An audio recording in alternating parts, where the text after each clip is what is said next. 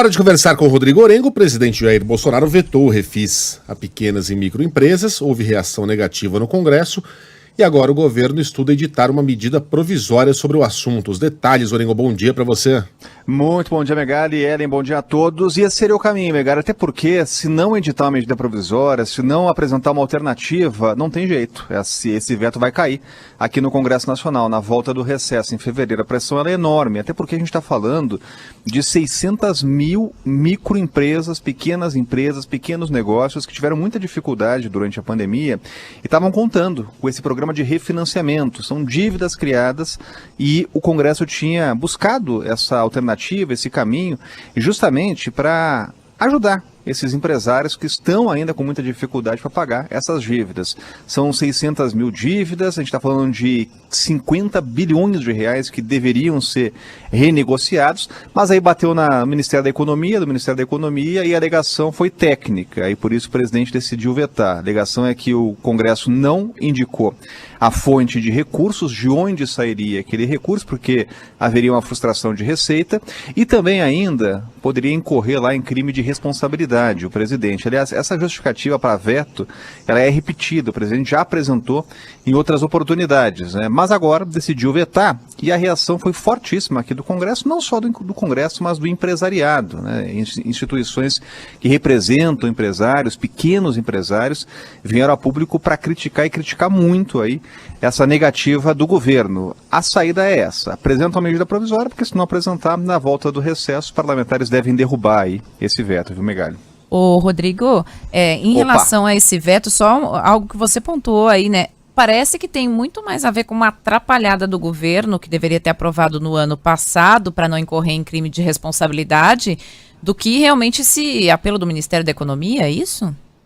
Pois é, sabe que isso é interessante, Ellen, porque a autoria é do vice-líder do governo, Jorginho Melo. E o que ele alega? Ele foi pego de surpresa. Ele alega o seguinte: olha, esse projeto, essa proposta, ela foi escrita em comum acordo, ou mais do que isso, em conjunto com o Ministério da Economia. Se o Ministério da Economia apresenta um texto, já prova lá no Congresso Nacional, por que depois vetar? Tem esse problema aí de calendário também, né? Então, foi uma atrapalhada. E isso está gerando uma reação enorme. A gente está falando aí de milhares de empresas que estão com muita dificuldade. Pequenas empresas, pequenos negócios. Pessoas que tiveram muita dificuldade em meio à pandemia, algumas tiveram que fechar, conseguiram ter acesso a linhas de crédito do governo e agora estão com dificuldade de pagar, né? A saída seria a renegociação. Agora é preciso esperar aí a formalização dessa MP ou de uma alternativa apresentada pelo governo, senão o veto pode cair. Eu queria repercussões aí de Brasília, do truco, né, de Antônio Barra Torres contra o presidente.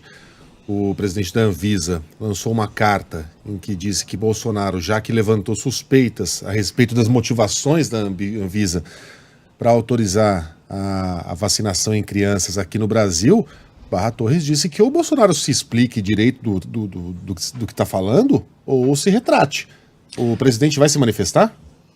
Ainda não, viu, Megara? Até porque a reação foi muito forte e a repercussão enorme aqui em Brasília. O presidente ainda não se manifestou, geralmente a resposta do presidente não demora, se espera que o presidente dê algum indicativo do que ele estava falando quando ele disse e perguntou o que estaria por trás da decisão da Anvisa ao criticar lá a decisão de liberar a vacina para crianças, né? Agora, a resposta de Barra Torres foi considerada duríssima e não surpreende, porque Barra Torres tomou algumas atitudes e posturas em contraposição ao presidente, ao Ministério da Saúde, nas últimas semanas e últimos meses. E é até interessante essa mudança de postura de Barra Torres. Quando ele estava no governo, chegou a participar aqui de manifestação na esplanada dos ministérios, foi muito criticado aquela oportunidade. A grande diferença, Megali, é que ele não está mais em um cargo demissível. Ele tem mandato, o presidente não pode afastar Barra Torres, ao contrário, por exemplo, do ministro da Saúde. Já tivemos diversas mudanças no Ministério da Saúde, com Mandetta, com Taixe, quando ousaram discordar do presidente. Agora, com Barra Torres é diferente. A gente tem uma ação no Supremo Tribunal Federal, tivemos até um pedido, mais uma vez do Partido Rede, para que o presidente ele seja multado por fake news, né, a cada dia em R$200 mil. Essa é uma ação que está lá sob análise do Supremo. O presidente é o investigado no inquérito, e nesse pedido do Partido Rede tem a inclusão de falas do presidente em relação à vacina infantil, inclusive essa que está sendo questionada por Barra Torres, mas é algo para análise aqui do Supremo Tribunal. Eu certa vez mandei uma carta pro Orengo dizendo assim: você diz que sabe cozinhar, sabe nada, retrate-se. Só que o Orengo responde toda segunda, quando é dia da... Opa! Cozinha Maravilhosa de Rodrigo Orengo. Eu já vi a foto, maravilha, hein? Saiu, hein, Orengo? Saiu. Esse é um carrezinho de cordeiro, né? É um clássico Carrezinho. aí. Carrezinho. E saiu com essa crosta aí, com uma mistura de farinha panko com também crosta de ervas, né? Ficou muito bacana. E o carré de cordeiro tem um desafio ali, que é achar o ponto dele. Ele tem que ficar rosadinho, então tem que dar uma seladinha rápida nele e depois deixar um pouquinho no forno, né? Mas fica muito bom, viu? Recomendo. E essa pincelada esse é um prato aí que dá pra fazer. do purezinho ali. Olha Esse é um purê aí de batata baroa, né? A famosa mandioquinha, né? Também muito bom. E casa perfeitamente aí com o cordeiro. E também a geleia de hortelã, né? Essa aí eu não me arrisquei, viu, Megali? Segui tua dica, aí fui na pronta, viu? Fazer geleia, aí também já é demais, né? Mas é geleia ou é chimia? Pode ser chivinha também, né? Tá valendo. Isso aí deve estar de uma maciez, essa carne, que delícia. Tá maravilhoso. Boa, Orengo, você conseguiu novamente. Boa semana, até amanhã.